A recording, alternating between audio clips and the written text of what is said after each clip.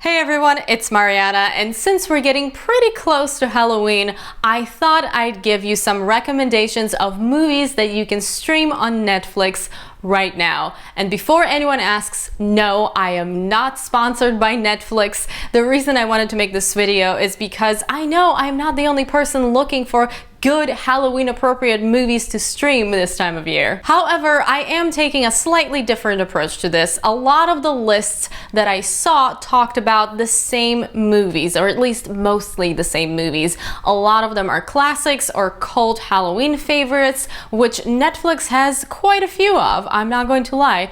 But I wanted to talk about some movies that don't get as much attention and definitely deserve to be mentioned more, as well as throw in some of my personal favorites that are pretty popular.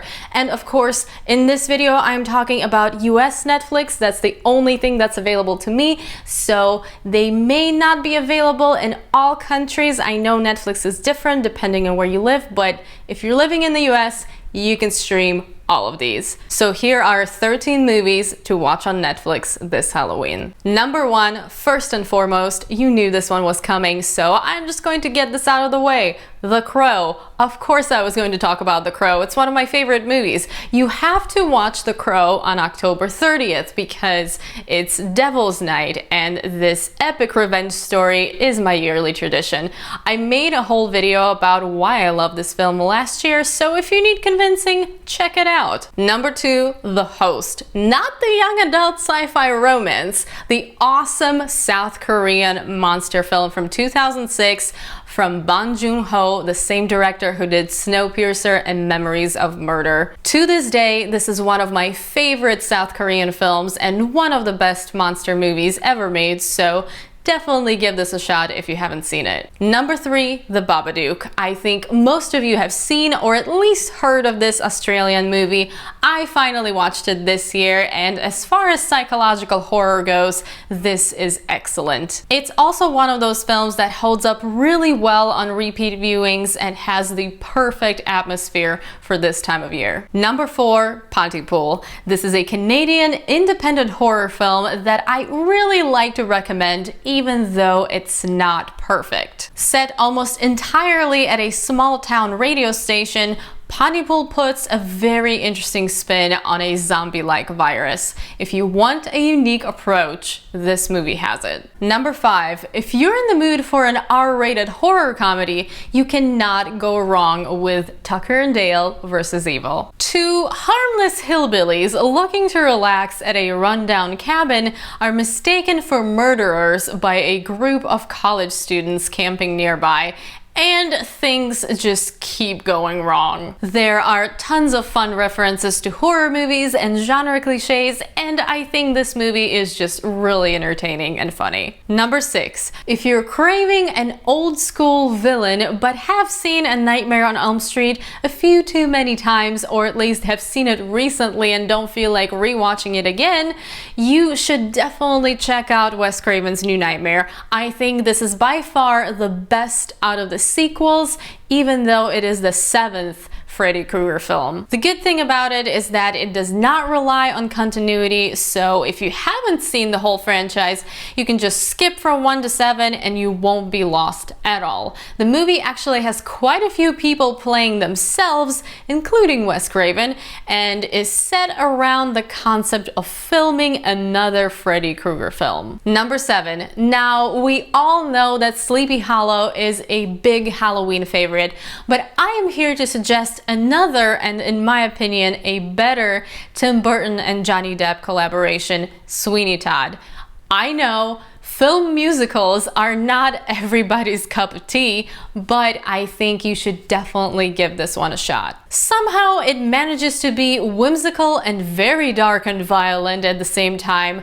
It's also one of the best Johnny Depp roles, and the filming style alone makes this movie worth watching. Number 8, Dead Snow. This is a Norwegian zombie horror film about a group of medical students who go away to ski for the weekend and find themselves fighting off a bunch of Nazi zombies. This would actually qualify as a horror comedy, leaning more towards horror because it does get quite gross pretty often. I actually picked up a lot of Evil Dead vibes from this one, down to the whole chainsaw thing, plus these zombies are a bit less brain dead than your regular zombies. Number 9, Monsters, a movie that sells itself as a monster film, especially when you watch the trailer, but is actually quite a bit more than that. It has very obvious parallels to current events. I mean, a wall has been constructed between US and Mexico to keep aliens out of the US. Sounds familiar, right? Something to be aware of though is that the pacing here is on the slower side and it's much more about the humans than it is about the monsters. So not quite a traditional monster thriller, it's more of an indie sci-fi monster film with an agenda. Number 10, Night Watch. Now, bear with me here. This is the closest thing I have to a guilty pleasure if I ever actually felt guilty about enjoying stuff. This is a flawed but really fun Russian R-rated dark urban fantasy film that I really enjoy. It has all kinds of supernatural people, vampires, shapeshifters, wizards, you name it, split between light and dark forces, trying to maintain a balance in modern day Moscow. There is a lot going on in this film and it can be a little bit confusing if you're not paying attention, but this movie does have a bit of a cult following for a reason, and there really isn't anything else like it out there. I definitely think it's worth checking out, especially if you're in the mood to watch something different. Number 11, The Guest. This is an excellent example of a movie that is not horror, but is perfect for Halloween because of its setting and because of the way it's done. I don't want to tell you much about it if you haven't seen it, but it's basically about a soldier who shows up at this family's doorstep and says he's a friend of their dead son.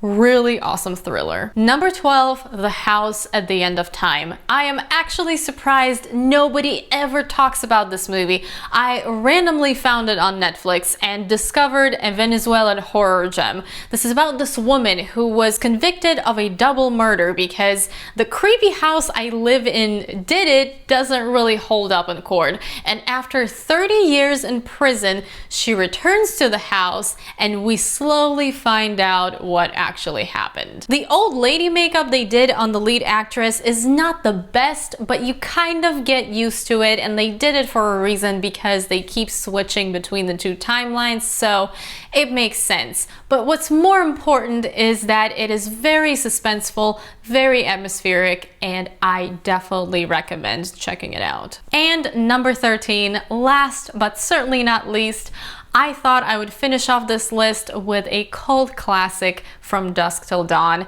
I think this film needs no introduction pretty much. I still love the way it just flips on its viewers and all kinds of crazy stuff goes down. It's starting to age a little bit, but it's still insane and tons of fun. That's it for my list of 13 movies to watch on Netflix this Halloween. Let me know if I missed any of your favorites, because I know there are movies out there that don't get enough love, and I know there are movies on Netflix that I have never heard of, and I'm sure there are some really good ones. So if you know of any hidden gems on Netflix that are Halloween appropriate, let me know in the comments below. Thank you so much for watching. As always, I hope you guys enjoyed this video, and if you did, please don't forget to give it a thumbs up, share it with your friends, and subscribe to my channel if you haven't already. I hope you're having an awesome day, and I will see you soon in my next video. Bye!